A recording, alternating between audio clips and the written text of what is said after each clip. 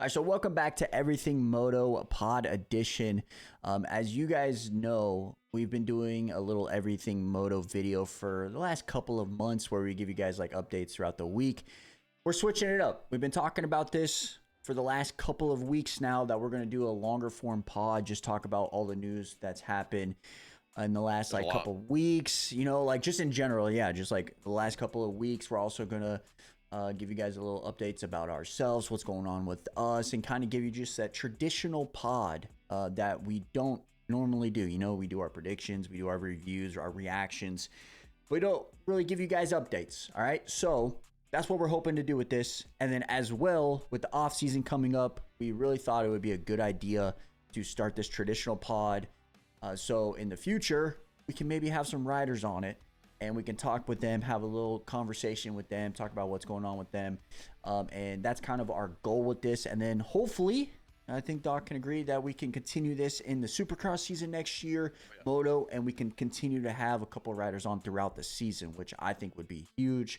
And mind you, we already have like a guy lined up that's pretty freaking huge. So be on the lookout for that. All right. So make sure you guys hit that like button. Make sure you guys hit that sub button. We're on the road to 30K. And also, I really want to just start off by saying, like, thank you guys, because we took a risk, a huge risk at the beginning of the year to flip this channel's content from MX bikes to IRL. And Doc, it's been a struggle a little bit. Yeah, I mean, you took a risk. I just kind of joined your channel. You took the risk. I mean, I don't know that I would say it's been a struggle. I think it's been a big learning curve. I mean, both of us have made gaming content for the last, 4 years, 3 years, something. I don't know. I mean, I've been making it for 4 years. You're around that time too. And like a lot of it translates, but a lot of it doesn't. And so I think just kind of learning a different style of content and how to keep it's a different audience, right? So the way that this audience thinks is a lot different than the way my gaming content channel thinks, because they're different people. So I don't know that I would call it a struggle, but a lot of learning, you know, and I think it's definitely helped us both be much more well-rounded creators. And in the end, I think it's going to be, I think we're just going to keep growing and growing and growing because we're just going to keep learning. Yeah, you're totally right. Maybe the word struggle is not the right word there. We definitely have learned from the very beginning. Like, we started out with too many videos. That's my fault. I'll take the blame on that one. But it's a learning, as you said, it's a learning curve. Like, we wanted to provide you guys like all this different style of content, and then it came down to we just need to find what works for both of us and how we can make it work for you guys. And that was the predictions, the reviews, and the reactions. I feel like those 3 videos really helped the channel, I would say, at the end of Soupy going into Moto, especially Moto. Like, I think it also helps that all the riders are healthy a little bit, you know, so we can like banter back and forth about them. But and then we started the new Everything Moto video, which I think actually did really well. But it was maybe, Doc, maybe it's just my way of thinking. It was kind of turning into more of like just what's happened and not us reacting to it. And we're just kind of like giving it out like as a news break. And we didn't really want to do that. And as I mentioned on posts or talking to random people, we really wanted this to be fun. We wanted this to be fan oriented. So we're just fans of the sport. We love talking about it. We love yapping about it. We love making like predictions. We love giving our opinions about it. Is it always right? Absolutely not. Let's be honest. It's never right. Look at our predictions, bro. They're never right. But we're fans. Yeah, and that's the thing. Like, we just want to have fun. We're not the press. We're just 2 guys that enjoy the sport. One makes gaming content. I don't make gaming content anymore. But we're just 2 random guys making content about the sport, which we love. And as I'm going back through the numbers, I looked at this a little bit earlier. It's grown like crazy. Like, from January 1st to right now, which is July 24th, like, I didn't expect to hit some of the numbers that we have, right? And especially on TikToks, I think I've gone viral more on TikTok and IG doing this style of content than I ever have with gaming. So I think that's kind of a foundation to build upon. and like brick by brick and just keep getting better at that. I think you guys enjoy the reactions and our reviews and everything. I mean, the numbers are growing too, which is incredible. So the sub count though, you guys need to help us out on that. All right, we need to get that up a little bit. You know what I'm saying? So make sure you guys hit the sub button. But yeah, I just wanted to yap about that for a little bit because we just want to say thank you for just giving us a watch, giving us a like, giving us a sub. It really does mean a lot. It means that we're kind of doing something right with everybody's comments and saying they enjoy it. We get so many comments saying like, oh, can't wait for the video. Or I got some DMs like, where's the video? You know, like I love that. So we do really appreciate that. And make sure you guys are also checking out Doc's gaming channel, man. That thing has grown crazy this year. Like the style of content that you have done, just switching it up from like the traditional content. It's incredible. And I'm excited to see the new video that you guys got going out. Yeah, it's doing really well. About 6 months ago, I switched up the way I was doing content. So I was doing like every other day, daily content type thing on MX bikes, kind of what everyone else is doing. And I just was kind of over it. So I switched up to do, basically I have an idea for a video and then I spend as much time on it until I think it's good enough to put out, whether that's, I mean, I'm working on a game of bike video right now, which is like horse, with Justin Vogels in it, Cole Davies is in it, and then a bunch of other of us MX Bikes guys are in it.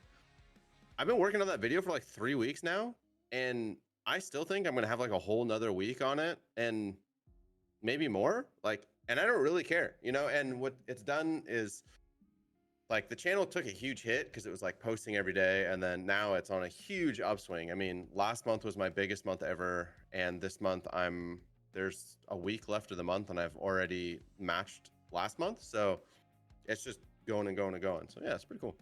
Yeah, and that's what we love to hear. And I love that you took the risk. Like, you took the risk to change up the content, and it's been working, and that's what I kind of love to see. So I went from averaging, I went back the previous 6 months before I started this style of content, I was averaging 5,000 to 6,000 views a video, and I average 40 to 45,000 now on every video. That's crazy. So it's a huge difference. It's insane. It's also a huge commitment of doing how you're editing it too. Like, I don't think a lot of people see that side of the things. Like, when we do all this stuff, like the editing aspect and what he has shown me and what he's learned over these last 6 months, it's insane to see where you were in the first 6 months to where you are in the last 6 months. Like, even with this, obviously this channel is not too much on the editing side, just chopping up our talking points, but I've still have grown from what you've shown me, how we do our videos, adding photos. Like, I didn't even know you could do like keyframing photos, dude. Like, where you zoomed in. I didn't even know that was a thing. And before I started like this, like the DNX stuff. So yeah, it's kind of funny. I don't know. But it's pretty sick. So, but let's get into some moto stuff. All right. We have a lot to talk about here. I mean, I have like 6 topics that are probably the most important stuff that's happened throughout the last couple of weeks. And I think the first one up is definitely Deegan racing a 450 at Budds Creek. And now, is it fake news? I honestly don't know. I don't know, dude. Like, as RacerX reported it, and Jason Wygant was the person that reported the news that he has the green light from the team. And like, then the Deegans came out and said it was fake news. And as we've talked about this in the past, like, right, we talked about this in the past where it's like, why risk it? Why even do it? And I'm totally on that. As a fan, I want him to race, right? Sure. Yeah. Of course. But when we post a tweet that's saying, yesterday we posted on RacerX that Hayden Deegan will race 450 at the final round if he clinches the title early. Deegans have since said that was fake news. But he said Star Team owner Bobby Reagan called Davey Coombs and said it's happening and we can post it. Like, as someone that's been in moto for a long time, as everybody that's been watching this, if Jason Wygant posts something, it's probably factually backed. Yeah, I mean, it's true. We just pretty solid, right? And like, I believe him that he said Bobby called and said that they could post it. But my theory now, like, I still don't see why on earth Deegan would race a 450. It doesn't make any sense to me from like any perspective whatsoever. Like he's not gonna win. I mean, maybe on the test track, Buddy is an animal, right? And it's just like they're like, dude, he's gonna win and it's gonna be insane. I don't know that, right? But I really don't see him winning with a few weeks of prep on the bike. And I don't see why. So my new theory, I guess, is like I kind of feel like this is just Brian being the marketing genius that he is. And like, hey, place some calls, like, and like again, we're all talking about Deegs. Like we're going into an off week where there's probably like or 2 off weeks where there's not going to be a lot of conversation, and we're all still talking about Deegan. And I really think, you know, say what you will about that family, Brian is a literal genius when it comes to marketing. And that's kind of where I'm at now. Is Brian just cooked something up, played the cards right, so we're all talking about it, and then it doesn't happen because I'm gonna call it right here, right? Or I'm gonna call it right now, right? Okay. Next week, we're gonna get another story out about the Deegans, and it's gonna be about Team USA. I'm calling it now that because we have an off week, right? Another weekend off. There's gonna be no news basically happening in Moto. I think we're going to get a story about Deegan says something about Team USA. Like, I'm not saying it's a good thing or a bad thing. My gut feeling now is after you mentioned that, it's like, we'll get a story to keep their names in the storylines, in the news, because it's an off week. We want to keep their names talking about them, right? And so I'm not going to be surprised if that happens. it's like they say he's going to run a 450. We're all talking about it. Then they'll announce that he's Team USA on 250, and never mind, we're not going to run the 450. But we all talked about it. Like, I know it seems like I got a little tin hat on, but I think it's less like conspiracy, more just Brian's that good of a marketing person that I could really see him like fabricating, not even fabricating, because maybe they are. Right now, maybe he doesn't know if he's going to race for Team USA because maybe they haven't officially done it. And so they're like, oh, well, we'll run a 450 until we are part of the Team USA. And then he is, and then they back out. I don't know. But I saw something on Twitter. I think it was from Denny. I think. Don't quote me on this. But he basically said if Deegan races Buds and he battles Jet, he's going to demand a 450 spot on Team USA. I'm like, you got Chase, Tomac, and Deegan all want to do 450. I'm like, you're not going to accept that, right? So then they're going to be like, okay, well, Deegan's not doing Team USA because he wants a 450, right? And obviously, it's a joke and stuff like that. But I saw that and I was like, that's kind of funny. I don't know, man. I just really don't see a reason why. Like, again, unless he's an absolute just psychopath at the test track right now, and like, they're doing 230s a day, and every moto he's putting like 30 seconds on J Coop, which is very possible. You know, like he might just be insane. Because I know he hangs with J Coop on a 250, so like maybe with the 450 he's just completely next level, and they're like, "Yo, you're ready? Let's go win Buds." And I think also too, it's not surprising that he rides a 450 either. Because, no. I mean, going back to last year, he was on 450 all the time, practicing, getting better, right? Tom Vial was on the 450 earlier this year before Moto. Yeah, and like we're not saying Tom's going to be racing 450s. Right. And no. So it is kind of, I think maybe everybody even, like I just made a TikTok post saying he may race the 450 at Buds according to Racer X. And I got called like, I'm like, everybody's in the comment section. Not everybody, but some people are in the comment section like fake news. This clown doesn't know what he's talking about. I'm like, guys, I'm just reporting what I'm hearing. Like, I'm not. The only reason I'm even holding on to a bit of like it's possible is because it was Weege. That's what I'm saying. Like, I trust Weege with my life, and I've never met the guy. You know what I mean? That's what I'm saying, dude. Like, I saw it on Twitter, and he made that tweet, and I just said in my quote tweet, I said, "In Weege we trust, man." There's no way that he wouldn't, like, it's Weege. He knows about, he doesn't post about rumors and stuff. He will get concrete facts, and then he'll post an article about it. And that's what he does. And so when he posts that, everybody is saying, oh, that's Weege that posted that. That's got to be an accurate statement. And maybe, as you mentioned, maybe Brian went up to Bobby and was like, yo, Bobby, just plant some nonsense about a 450. And then Weege got that information, and then he did get facts from Bobby because Bobby got the facts from Brian, and then now it's the storm about we're talking about him for a whole week on a 450. So this is a bigger conspiracy than the Vegas shooting, I'm telling you. So yeah, kind of crazy. But so that happened this week in our off week, and I asked a lot of you guys whether if he does race a 450, what place would he get? Top 5, top 3, can he win? A lot of you guys were saying top 5 pretty easily. A lot of you guys saying he won't beat RJ, which is like the 5th best guy right now, 4th, 5th best guy. And then a lot of you guys saying this is disrespectful. A lot of you guys saying he'll crash and be outside of the top 10. I'm like, there's no way that he's outside the top 10, dude.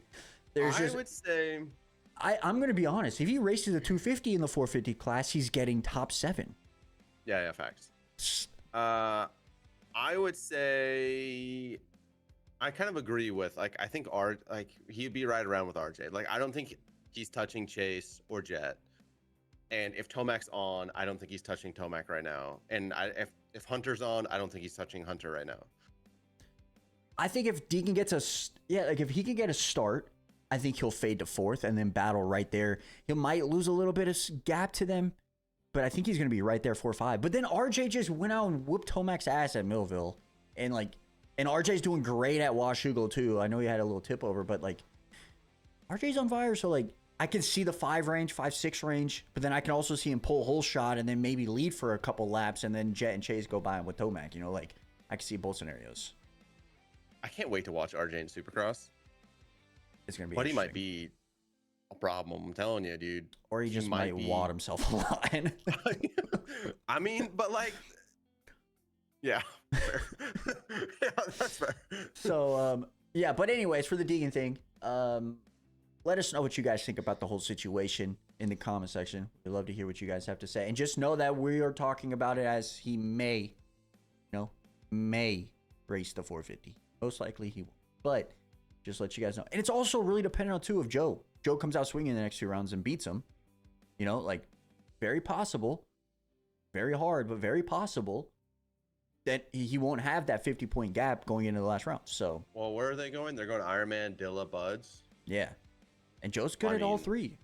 So yeah, but Deegan's really good. Yeah, I get that, but it also depends on Joe, you know what I'm saying? So he would have to lose 6 points over 2 rounds. Or Deegan would have to gain 6 points over 2 rounds, right? So very likely, very possible Deegan go out 4 wins in a row, but Joe's kind of on fire right now. So but yeah, kind of very interesting. And then we talked about this a little bit, the Team USA. This is our next topic. And going back to, was it Redbud? I think it was Redbud or Mill. Which one was it? Was it Millville that Tomac had press day? Or was it Redbud? I think it was Millville. I think Millville too. Yeah, Millville. Millville. One of the days, one of those. He got asked, or it might have even been Washougal, to be fair. It might actually have been Washougal press day. He got asked about Team USA, and he said, I said yes, but then my Millville performance was horrible, so I don't know if they're going to pick me. So it was probably Washougal's press day. Yeah. Oh, yeah. So he said he's going to be doing it. Okay. Sexton, in the interview with Lewis on Vital's channel, basically said he's going to be doing it. He said basically he got it, or he said yes, and then, oh, wait, I don't know if I'm supposed to say that. So that's a confirmation. Okay. And now the third person is Deegan, 50-50. In the press day interview at Washougal, he said he doesn't have an answer yet. I don't see any reason why he doesn't. He's not going in hurt. I mean, he has obviously the quad injury, but he can manage that in 5 weeks. You know what I'm saying? He's not turf. Home turf. He doesn't have a broken wrist where you have to get plates out. So I think that's going to be the Team USA. And my question for you is, does that beat Team Australia? I think they can, for sure. Sexton just proved he can beat Jet. Now, it's going to be a tall ask, right? It's not Sexton's going to beat Jet. Tomac has beat Hunter a lot this year. Hunter's also beat him a lot this year. And I don't know who their 250 rider is, but Deegan's going to body that kid, unfortunately. It was probably, I would assume, Kyle Webster who did it last year, right? Or Which he did great, to be honest. He, like, for kind of not being super super popular, he did really well. But he's not going to be Deeks unless Deeks crash. very, very true. And like maybe Team Australia has a bad race. You know, like obviously Jet's gonna do his thing, Hunter's gonna do his thing, but like that 250, what if it's too bad to make up? You know what I'm saying? I just mean like home turf. Tomac and Sexton are going to be in the same zip code as Jet and Hunter, right? It's not like I really don't see Tomac and Sexton being like 7th, 8th, and Jet and Hunter winning. Like I feel like Jet and Hunter and Team USA will be on the podium or should be on the podium or very close to the podium every race, right? Australia and USA should be right there. And I think if that's the case, if they're like within the same conversation, then the deciding factor is going to be the 250 class. And Deegs is going to most likely podium or win his class. And I don't think Kyle Webster will be able to do that. And I think Jet might win that race. But as you were mentioning, like Chase and Tomac most likely are going to be ahead of Hunter. So that's going to give them most of those points. And you said Deegan, right? I think other Hunter's team that... good, though. That is very true. Like, don't take it... Like, Hunter is very, very good. He might have had some bad races. Washougal is not his track. Go back historic. Like, it's not his track. He'll be fine going to Ironman. He's good there. Don't even take last year's result for like the championship was over and he just like wanted to freaking get out of there, right? So I wouldn't take that. But another team that I'm kind of scared about is gonna be like Team Belgium, kind of Wolf, Erlings, and then whoever the third is. Just those two guys. So like as we're talking about Chase and Tomac and then Jet and Hunter, like those two guys are gonna do some damage, right? I just think USA has the most well-rounded team, right? There's like all these other countries that have like two cracked dudes, but then there's always like the third, and it's like honestly on this team, I hate to say it, but I think Tomac's the weakest link, you know. But Tomac at home, if everything's true from Washougal where he found settings and like he's more comfortable, like if that's the Tomac we get at home, you know he's going to send it for Team USA, Motocross. He always shows up at Motocross Nations. And so does Sexton. So I just feel like, dude, it's a hard team to beat. A really hard team to beat. Yeah, I think our team... I'm trying to think of the third Belgium. Maybe you guys can put it in the comment section. But I know Kai and I know Hurlings will be good. Like Spain, they're always freaking great, bro. With Renault. France is always good. I think it's France, excuse me. It's Fevre, Renault, and then their third guy, which is always freaking great. Spain too. Germany with Roxon and Langerfelder, like that team's gonna be solid too because Langerfelder's kind of really on fire right now. I think it all really comes down to how the track is kind of prepped in a way. Like if the track is prepped, this is just a minor thing, right? But like if the track's prepped, say Redbud, I think USA guys might struggle a little bit. Just in general, but if the track's prepped like Millville or Washougal, I know we're going to Ironman, so it's not going to be like Washougal's dirt, but if it's prepped like that, I think USA is going to have the advantage, but not Germany, but like the GP guys are also going to be right there because they're used to that not so deep tracks, and I think they're going to also be a problem compared to, say, if they went to a Redbud super deep, you know? I just don't see another team that has 3 riders, you know, like of that caliber. You know, I like there's people that could hang with Deegs, but like most likely I think Deegs will win, but maybe Kai wins. Okay. I don't think that Australia's guy's gonna get third, right? Or I don't know. I just think as a team, it's the most solid team. There might be, you know, people that are better, but you know, if we struggle and Australia goes 1-1 in MX1, MX3, then I mean, we're kind of cooked. Yep. So I mean, I'm very intrigued to see this. I'm actually super excited to watch it as well because since we're doing GP stuff, bro, like we know so many people now. Like we know of so many people now, so we're like rooting basically for the entire field at one point. You know what I'm saying? So like we just want good racing, and I really feel if we do get this Team USA, we will get one of the best motocross of nations ever, dude. Like you got to think about all the riders too. Are we going? No. What, you don't want to go? I'm gonna stay back, bro. I actually think I'm going. I actually think that like watching it, there's two things about this. Watching it on TV, making our content how I do, like for the reactions, so much better, right? But then going, you're gonna get so many connections. So I see the double-edged sword there. So I'm like, I'll go. I'll take the bullet. I'll go. Yeah, so we might go. I don't know yet, but yeah, there's so many good riders now. Like this year alone, we're gonna have most likely guys who's gonna be doing it for Sylvania, right? You got Hurlings, Renault, Fevra.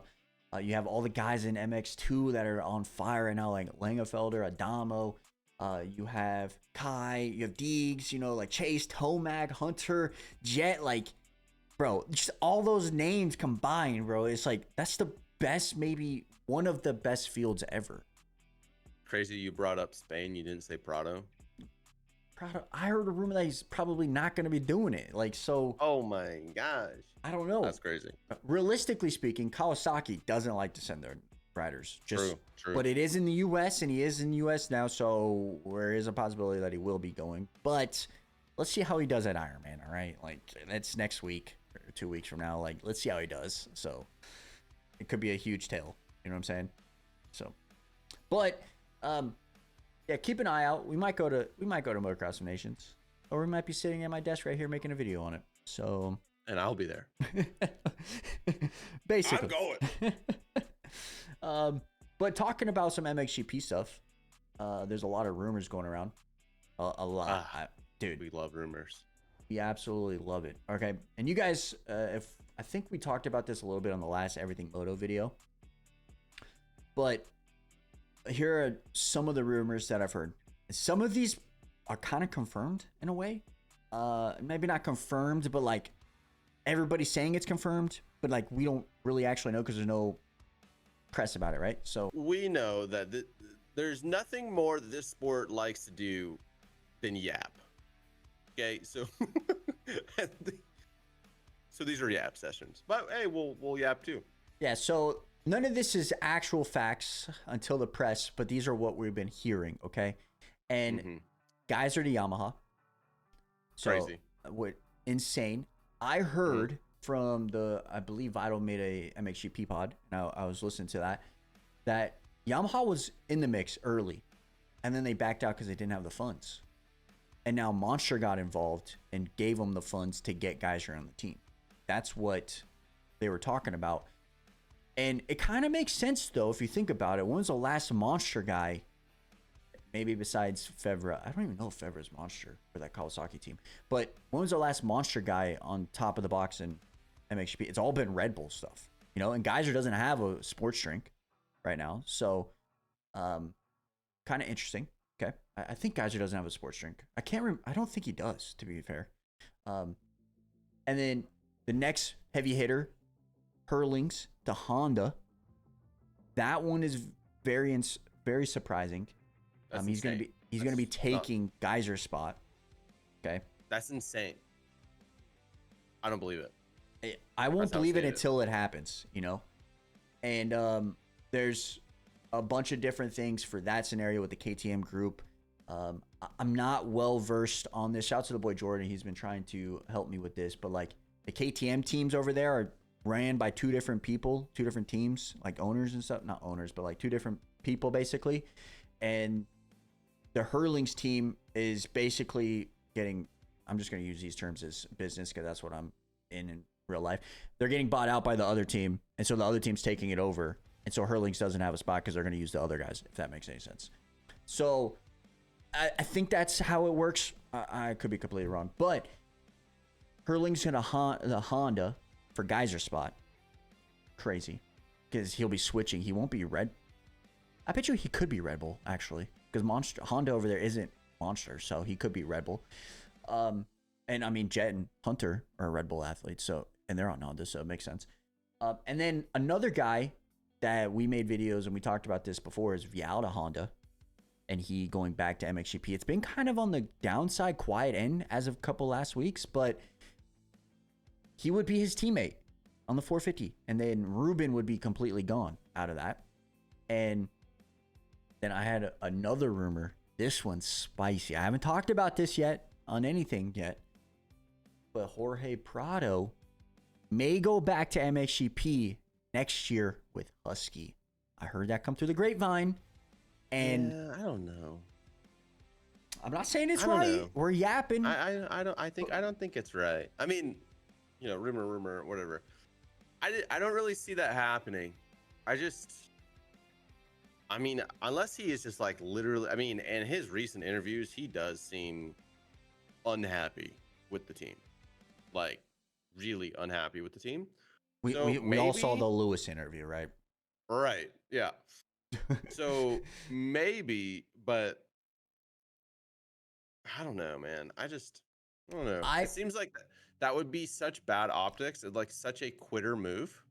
I've seen that a lot. You know what I mean? I've seen a lot of comments about he's just being a quitter and stuff. And my beliefs here, okay? First off, at the beginning of the year, I told you guys this year is a pass. But that was expecting him to be like 5 through 8, like 5 through 6, 5 and 6 every weekend, 5 through 7 every weekend. And a couple podiums down the road. That was my belief, all right? That's why I was giving him a pass. Supercross, don't even care about Supercross. Like, it does not matter. Motocross is what he's good at, and that's what we were giving him a pass for. It's been bad. I mean, outside the top 12, multiple motos. And, like, I looked at lap times at Washougal. He didn't go down. He started third and went to 22nd in 3 laps. I'm like... I was watching Daniel Blair, and he was talking about how, like, technically he's still improving. Like, if you take the first 4 rounds versus the last 4 rounds, like, he is going up, which fair, he scored more points. Like, he is definitely going up, right? But I'm like, bro, he got 19. You know what I mean? Like, this is, yeah, it's Jorge Prado, you know? And it's very, very interesting. A lot of people are like, oh, you're going to eat your words by saying that, like, Kawasaki guy can't be doing that. Like, what the hell is going on? Like, give him like, I will gladly eat my words if he goes out and wins next week. Like, but we have to see, like, go watch the motos, dude. Like, he just fades. Shout to Tanner. He said, bro, look at his fitness. Like, his lap times just horrible after 10-20 minutes. And I honestly don't think it's necessarily fitness, but, like, think about it. I mean, why is his lap times drastically changing? I mean, yeah, unless that bike's just so far off, as soon as it gets rough, he just can't hold on anymore. But, like, again, like, I just feel like you put anyone on that bike, like anyone that's podiuming, getting a podium consistently, Tomac, Jet, Hunter, Chase, freaking RJ, they're probably not getting 19th. And I mean, you guys watched that video, that podcast with AC and JB, bro. Go watch if you haven't, with Chase.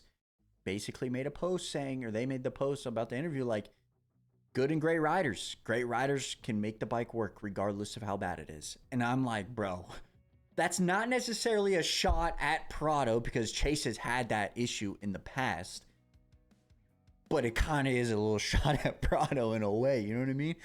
But I mean, going back though, like, I truthfully do not want him to go back to MXGP. Like, as much as shit we give him, like, we want him to stay and try to go through this and get better and go on. Imagine that storyline on YouTube, bro. Like, his videos that he has going on right now. Like, he's down in the dumps right now, and in 1.5 years, 2 years, he's going to be on the podium making those, like, easily every single weekend. And that content is going to be insane. His riding's going to be better. And I want him to stay. And those little flashes we got, like, at Southwick, like, he looked, and at even Redbud, he was leading for half the moto. And High Point, when he was, like, scrubbing real hard and stuff, like, it was fun to watch. I'd like him to stay too, you know? Yeah, like, it's very, very interesting to see what's going to go on with Prado in the off season. Now, I haven't listened to the Pole Pod yet from Washougal yet. However, a lot of people were talking to me about this, and JT mentioned on the podcast that his agent's looking around. What does that mean? It does, like, his contract, is it a player option as basketball terms? Like, Is it a player option for 2 years or like back-to-back years player option? He can just opt out, which you don't really see that. It's more like a 2-year plus a player option for third year. But like, and I brought this up on Twitter, and I believe shout to media 23 Media. They brought it up on a YouTube video or their podcast, excuse me, that trades. And realistically speaking, you don't see them because it doesn't really work in Moto. However, what if, this is a what if, all right? What if we trade Prado from Kawasaki to KTM for Chase Sexton, okay? And then Monster helps out Yamaha to sign Tomac again, all right? So Tomac doesn't go to KTM. He stays with Yami. Prado switches over to a brand that he's familiar with. Kawasaki gets their rider in Chase. And then for that second rider for 450, you either try to grab Jason Anderson on a discount plus heavy bonuses, or you pick up a guy like Garrett Marchbanks, Levi Kitchen for like the ride, or you pick up a vet, you know, like you go after a vet for a 1 year, maybe 2 year deal and just have him help Chase regardless of the finishes, right? You'd kind of think that they would do that with Prado, right? But Anderson's kind of been MIA, right? But what do you guys think about that? I low-key think Anderson's done. Yeah, I believe he's a thyroid issue. That's what everybody's saying. We don't obviously know, but like that could be very, very bad. Yeah, I think he's like, I wouldn't be surprised if he just slowly creeps away into retirement, you know? What if he only does Soupy? Like, that'd be fire. Yeah, like just only do Soupy, maybe go out and do WSX, like, and just do Supercross all year round, kind of similar to what Kenny does, and then he's healthier longer, and then he can battle for chips in Supercross, because we all know he can get podiums and wins. So, but yeah, going back to the trade though, does that? I mean, realistically, it most likely not happen because Chase doesn't have a contract. All right, from my understanding, or he might have a 3-year with the player option that we're talking about, and he's just opting out. But do you think trades should be in? I mean, I don't know. I feel like they don't really make a lot of sense for MX, you know, because it's not as simple as just like an actual trade. Like there's so much more. Like the rider has to like the bike, and like there's so much more that goes into it. And like what we're running into this year, that everything affects everything. So the only reason like this is such a big deal and like we're all freaking out about the silly season is because Tomac doesn't have a ride. You know, like I think if Tomac was staying at Yamaha, I don't know that the silly season would be as crazy as it is, but he's forced out, right? So like now everyone, I mean, so many people want Tomac, although this year maybe they want him less after what's been going on, but he's still Tomac, you know? Yeah, it's right. It's still Tomac. So like everyone wants Tomac, which is causing people to shift. I feel like if Tomac was just at Yamaha, I don't know that we would see as much crazy moving on. Okay, but I don't know. Because I mean, he's kind of the domino effect here. Because he goes to KTM, Chase now has to go on. Like Chase has already thought about this going on, right? Yeah. But like he moves on, and then like you have the rumors with Prado now. Like what happens with Kawasaki, Chase, and Prado? Because those are heavy hitters over there. Like that's a lot of money in 2 riders, right? So, I mean that back and forth. And you got the Ducati, Suzuki team. Like there's a it's a rumor. It's not confirmed yet, but Ducati signed Dylan, DF, and Barsha for next year. So, I mean, there's a lot of different moving parts. And, like, the Ducati thing, that could have been Tomac's, but Tomac didn't want to do it. And now, you know what I mean? Like, that could have been Tomac instead. Such a missed opportunity, in my opinion, for Ducati not to get Shane McElrath. They got DF, baby. But, like, Shane was doing better. And he was. Towards the end of the season, he was dominant. And, like, the world Supercross champion. Now he would. I'm assuming you have to move to a 450. So you know, but like I will say for DF, he's on a Honda right now. I think it's Phoenix Honda. Don't quote me on that. I'm pretty sure it is. Supposedly the Ducati is similar to that Honda. So not the Phoenix Honda, which is a Honda in general. It's based off of like that motorcycle. So he's gonna have a little comfortability, and maybe that's why. I mean, so was Shane. But no, I know that. I'm just saying. it helps DF, and maybe they want to do outdoors. You know, maybe that's another reason why. You know, and DF is a champion outdoors, and like 5 years ago, basically. But and then yeah, did nothing. So I don't know, but and yeah, so all of that. There's so much happening in the MXGP rumor side of things that also kind of affects like the US side of things a little bit. And because like we also in a couple of years will most likely, maybe not most likely, maybe possibly have the Coonan brothers move over. And you're like, there's always rumors that Kai's going to be moving over too. I don't know if anybody else like Lingerfelder or Adamo, I don't see them moving over as much compared to say like Kai Wolf or the Coonan brothers, who already have like teased about coming over, say Southwick and stuff. But yeah, it's just kind of interesting. I love Silly Season. We love talking about it. It makes good content, makes you guys interact with us a little bit more. Obviously, we don't know a lot, but at the same time, we are hearing stuff. We have some confirmation on a couple different things. And that's not even like, I have one more rumor on here that I haven't even brought up, and that's the Kaida Wolf situation with, there's rumors of him going to PC next year that I've heard that are not true. I've heard that he might be going over to KTM in the US because of the Tom Vial thing, and that's also not true. I also heard that he might be staying in MXGP and racing a 450, which I don't know if that's true or not, right? So, so many things happen. Yeah, I want him to come over, and that's also that's also another reason why I want to go to Motocross the Nation and meet everybody that we've been interacting with, right? But we have some plans in the future. Like, I already have some plans in the future going maybe to an MXGP race. You know, we're going to MXGP of Lam. I don't know. Okay, would be sick, right? It would be sick. So it's actually, I was gonna say Indonesia, but hell no, I ain't going there. I would go to. We had this like the whole place to ourselves, brother. No one else is going either. No, I had this idea of with my boys to maybe go explore Germany and then like go to Lommel for a race, you know, because it's like right closer. And so it was just an idea. We have an idea about it. Not sure if it's gonna happen. Kai needs to be there. If Kai's not there, we ain't going. I'm just gonna be honest. So yeah. So yeah. So those are all the MXGP stuff. And all right, flipping gears a little bit. Now we're gonna go back to Pro Moto. Okay. And this is talking about the series in general. There's a lot of guys with illnesses right now. And there's so many different aspects of, I would say, like the causes for these injuries or these illnesses, right? And a lot of the top guys sometimes don't even have them, right? But then there are some top guys that do have them. And then like Chase, he had to get his health in order, right? You have Jason Anderson have to get his health in order. AP, like what's going on with AP? Like his health issues, right? But he's chilling on the beach. Yeah, most likely.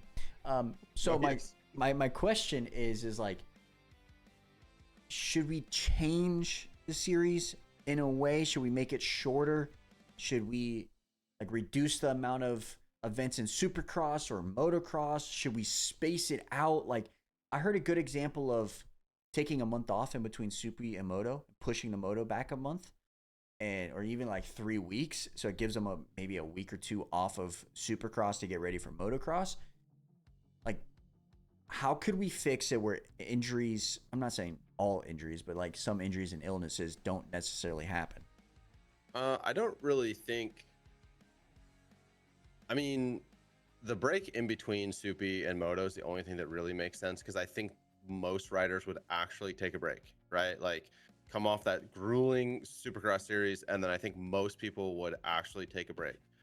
As far as shortening the series, I don't really think that's an issue, because most of the guys race in the off season anyway. So like, you know what I mean? Honestly, and you see a lot more people doing this now. It's freaking the flying, is in my opinion, when it comes to just being sick, right? Injuries, I don't think you can do anything with injuries. It's motocross and supercross. You can make the track really easy. Everyone's just going to go Mach 9 on the track, and they're going to crash going 10 miles an hour faster. You can make it super hard and technical, and everyone's going to crash because it's super hard and technical. It is the sport, right? Like, it is what it is.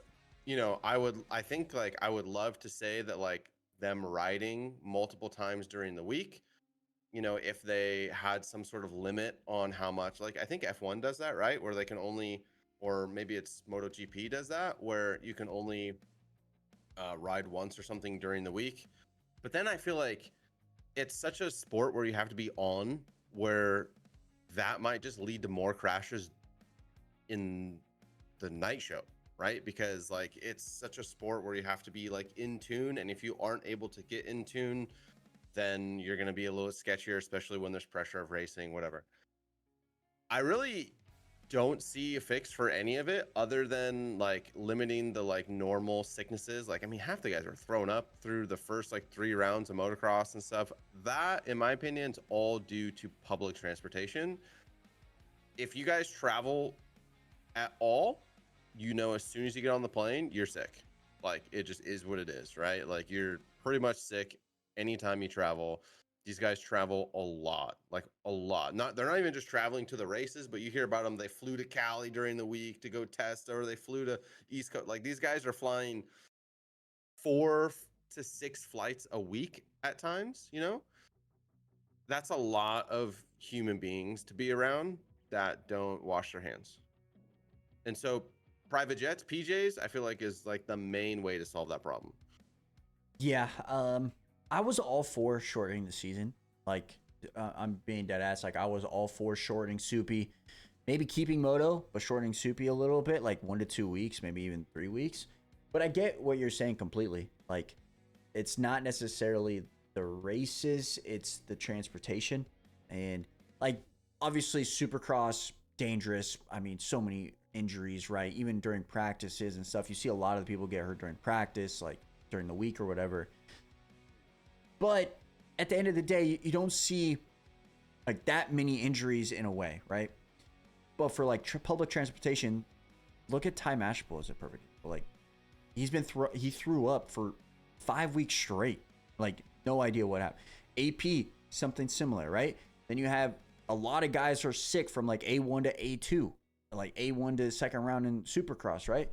And so I think I brought this up a long time ago. They need to have private jets out of the locations that most of the guys are at. All right. So, for example, Florida, like all those guys, they go to the same airport, they fly out.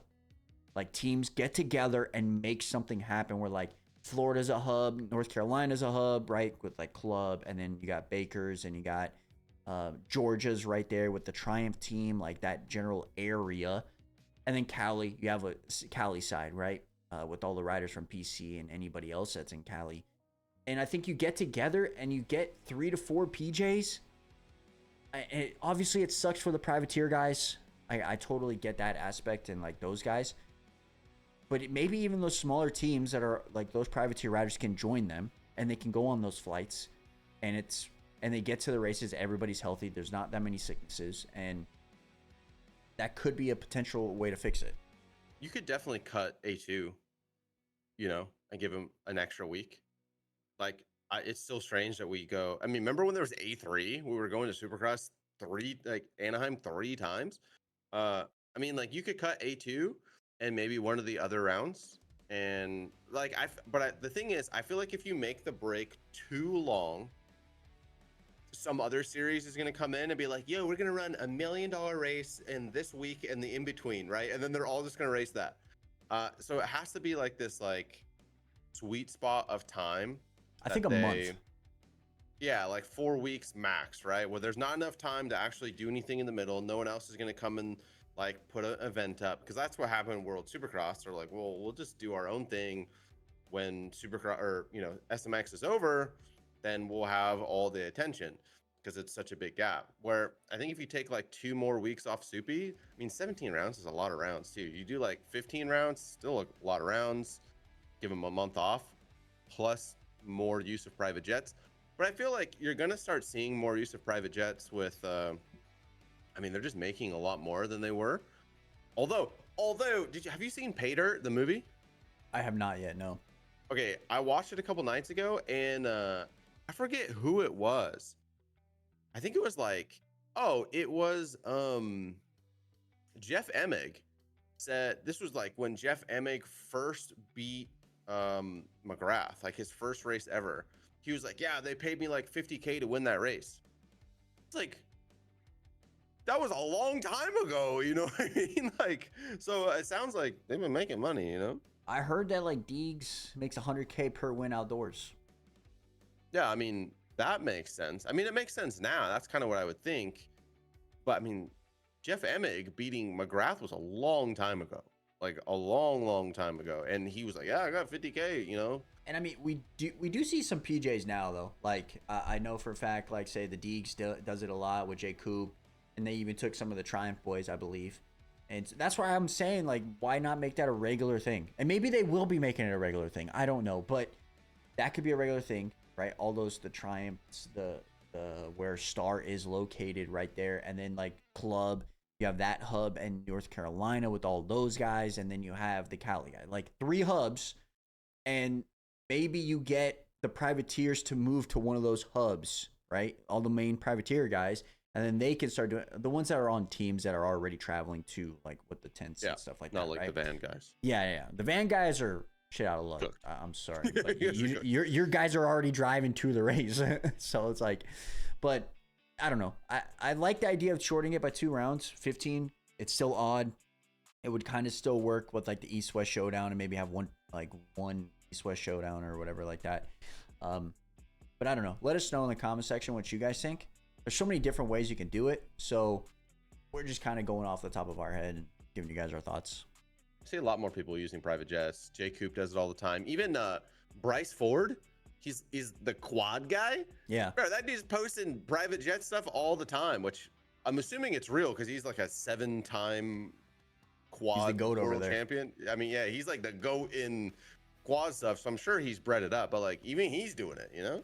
And I know that like I actually looked into this for my flight to Minnesota, but there's this flight that you can do. It's like JAX, I think that's what it's called, or JSX. It's like a privateer. It's like a private flight with like way less amount of people, but it's like a kind of a semi-private flying to hubs. So it's like from Phoenix to Dallas, or like I think it's like Dallas to just say Miami, right? Or like that general area. That could be a play too. You know, instead of just actual full-on private, it's like semi-private, and it's a little bit less people. You're going straight to like a smaller airport, and you don't have to go through all those people at the airport. You know, so I just feel like, man, it just blows my mind. The factory teams can't pick up a jet. You have a Yami jet, a Cowie jet. Like I know that they're crazy expensive, but it's freaking Kawasaki. You would think, you know, man. It's KTM went through bankruptcy though, so I don't know. Yeah, but that, you know, everyone files bankruptcy. It's not that big of a deal. it's just a play, a financial play, brother. They're fine, you know? It is very, very true. But yeah, let us know in the comment section what you guys, if you guys would change anything to help out the riders, all right? Let us know in the comment section, okay? I think that would be pretty interesting to see what you guys have to say. They're giving riders like $5 million contracts, you know?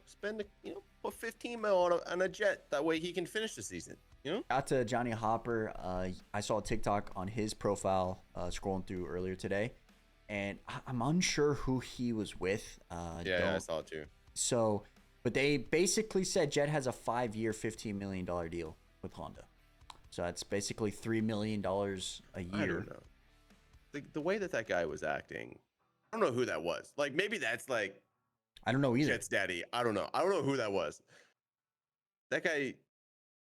I don't know. It didn't seem like he was too confident in his answers. That's all I'm saying.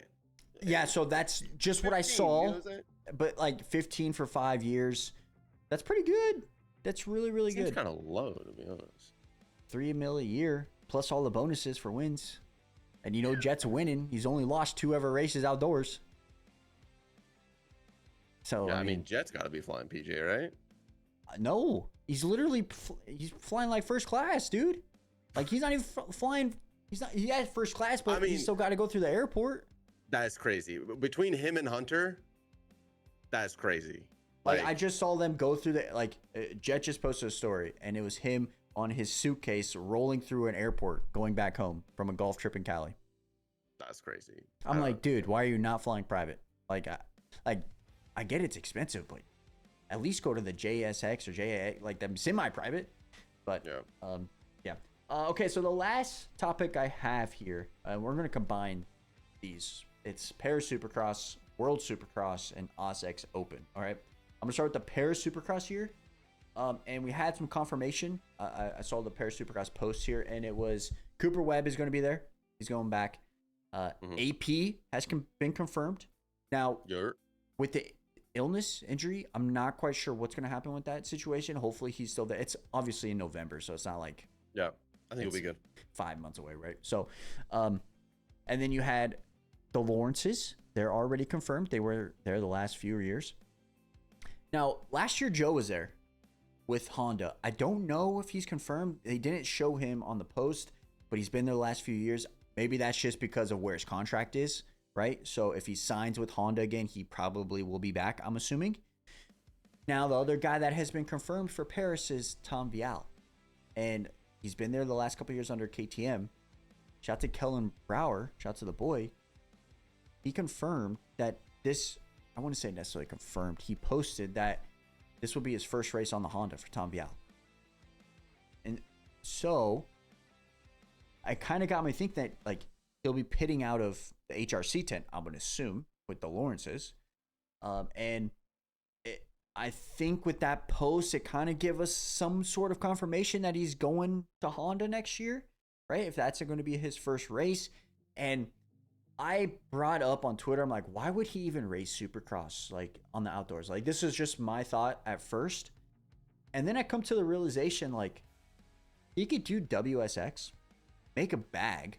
But I'm not saying he's doing all WSX, but do Paris, do WSX, he's not doing this, but do the AUSX Open, make a bag in the off season, then go train for MXGP and do MXGP all summer, like all freaking beginning of the year, all summer, and then do it again next year, make another bag, because we've seen reports that people are getting paid large sums of money to race those races, right? So then it kind of gives him the comfortability that he doesn't have to do Supercross, right? He can go and do those WSX and like it doesn't take it necessarily as serious. It kind of shows off his skills on a 450 in Supercross. Maybe that a team will pick him up in 2 years. So I see that side of things now. Before I was just like, why the hell would he even do that? You know? Yeah, I mean, I feel like those series are easier. I mean, they're becoming not easier, right? Like every year, I feel like it's more and more and more stacked, which is super great. I love that, but it's still a pretty light field where I feel like Tom could easily podium top 5 every race, you know? Yeah. I mean, WSX at least podium because I'll get into this. For WSX, we don't have a huge guy announced for all rounds. Obviously, we have some great guys going, but there's not a Tomac that was like last year. Ken Roxon, I believe, is not confirmed for all rounds. Now they have confirmed that they're going to be doing the Australian one, which is Cooper Webb, Eli Tomac, and Ken Roxon are all going to be at the Australian one. I believe it's a week before or after AUSX Open. And Tom Vial is also going to be doing that one. And so it kind of got me thinking, like, he most definitely will be on a different motorcycle, right? Because who, Tomac?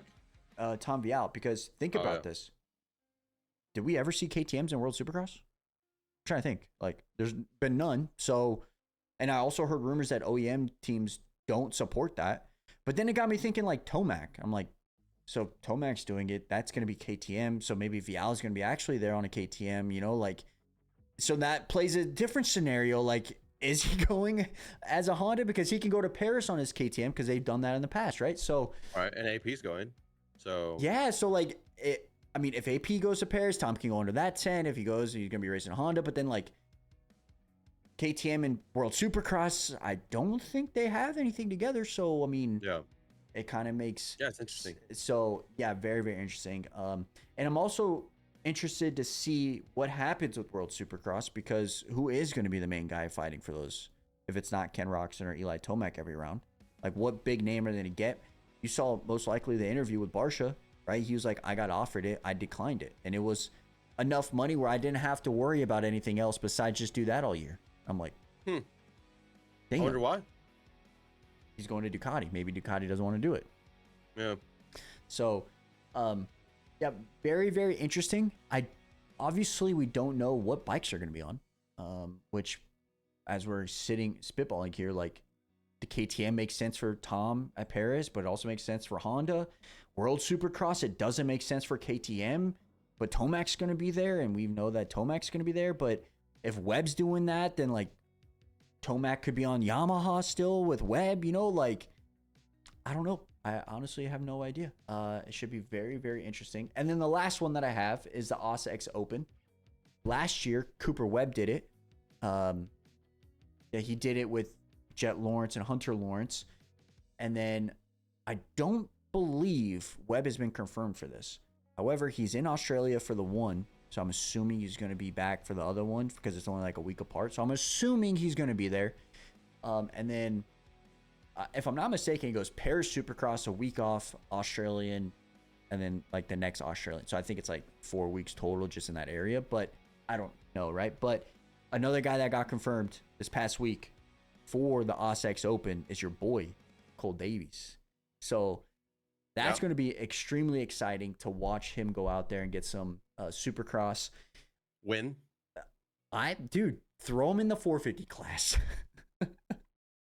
I mean, why not? You know what I'm saying? Like, put him in the 450 class on a 250 and see what he can do. I mean, I think it would be sick.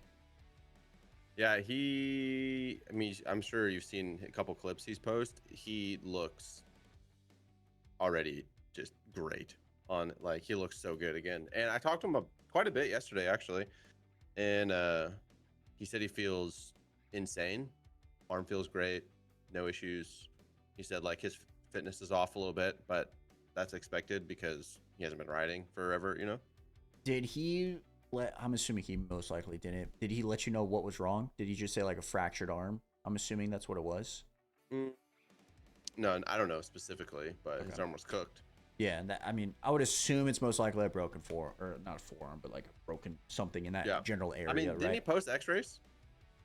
I don't remember seeing any. No, I think he just posted the crash. I don't know, but it's awesome to see him back. I saw a clip first. I don't know when this was posted, but I just saw it. It was like first day riding, and I'm like, yeah, he looks good. He looks back. He's standing through the corner. Yeah, I was like, yeah, he's back. maybe he looks good. A little breaking news from you. Is he going to be racing any of the outdoors? I've been prying. Like, hey, bro, I'm trying to go to Buzz. You know, you're going to be there. And he won't get. He says, I literally don't know. So I even asked him, like, yo, you going to be like SMX? You know, like, is that one we feel? You know, and he hasn't given me nothing. I would assume he's going to SMX. He won, so he has it in, right? So I feel like where's normally I would say, like, when someone says they don't know, that he's just like blowing me off. I genuinely don't think he has any idea what he's doing. Like, Cole, I genuinely think he's just like gets a call from Will Hahn. This is what you're doing. Go do it. And he does that. Oh, yeah, because like, Will's back at Star, right? Yeah, that's right. Yeah. We'll be playing bikes, and he'll get a call, and it'll be Will, and he'll hang up, and then he'll be like, Will just ordered me food. Like, Will's like his mom. Like, it's like, and I don't know. He was FaceTiming me a couple days ago, and Will comes in and like gives him a bunch of stuff, and then which I was like, oh, hi, Will. And Will's really nice. He talked to me for a little bit, but that's sick. That's sick. But yeah, anyway, I think Cole is just like one of those dudes, just like, I don't know. He just goes where he's told and does. He's like, go win this race. He's like, all right, cool, sounds good. You know, like, I don't think he's really thinking too far ahead. That's funny. He just does what he says. I'm looking at the points here. He's still in 16th. And he has a pretty good gap to 20th, so he should be. Well, I mean, he has race wins, right? So yeah. Well, this is where I don't. Is a race win automatically top 20, or is it automatically just for the LCQ? I think it's automatically top 20. Okay, I was wondering that. So yeah, because I think anyone can show up for the LCQ. Only like only if you scored a points, right? No, so only only 21st through 30th in points will go to the LCQ race. Obviously, with injuries, they're gonna bump some people up, and like if they can't go, they'll bump everybody up. Or if they're not racing it, they'll bump people into the categories. But oh, that's right. yeah, so it's a pretty silly rule. Because I remember watching it last year, and they were taking like 6 out of the LCQ. yeah, so I don't understand this, but like that, if people don't show up that are in top 20, they'll still do the LCQ race and then they'll add more to it. Why not just bump those guys up and then add other people? Or I don't know. I still don't understand why. I think you should have a full LCQ race, like 20 guys, like just put in all 20 and then go top 2. Like obviously it's a lot of expense going for those riders. I totally get that. But you never know. You can get into those top 2 spots and like maybe top, and it goes for that. So like if say they don't bump guys up and they take 6 guys and you have a 40-man gate and you have 6 guys going, that's going to add a lot of incentive to guys to go there, right? So I mean, it's way more of a worth the risk than a regular supercross. Yeah, that's what I'm saying. They make it like they're making a good chunk of money, so just for making it in. Yeah, so but yeah, so that's all we got today. We kind of combined the pairs and everything together, but those are the topics that we had. We yapped a lot, and I'm amazed we yapped this much. It's kind of funny, like when we record and stuff, we'll have our topics and we'll go through the motions and we'll talk about it together and stuff, and then we hit the stop button on the record, and then we just keep on talking and we just keep on talking for another hour, and we're still talking. Not this time. I'm hungry. I gotta go eat, so I'm leaving right after we hit end. But yeah, regardless, we're gonna do this more. All right, for right now, it's gonna be most likely every other Friday, just so it gives us some talking points to give you guys. We could do this every week, but at the same time, we still got the series going on. I think every other week will give us enough to talk about, especially during the off season too. Maybe you might see a pop up maybe every week if we can get like more individuals to come on, or it's every other week. Regardless, we're gonna do this. We're excited about this. I think it's gonna add a nice touch to the channel. Yeah, and I like it. Yeah, we're gonna be doing more. So with that being said, go watch the MXGP predictions if you made it this far. You guys did. You guys are awesome. Go watch the MXGP predictions video. That's out right now from yesterday. Our reactions video for qualifying will go out during the day sometime tomorrow. And then the main race on Sunday. So make sure you guys stay tuned for that. And then we're going to do a little review. Hopefully Doc actually watches some of it. Just a little bit for the review. So I will. But yeah, so with all that being said, thank you guys so much for all the love, as we mentioned in the beginning of this video, of the pod. And yeah, we appreciate it. Thank you guys so much for the love, and we'll catch you guys back here for the reaction video. We're out.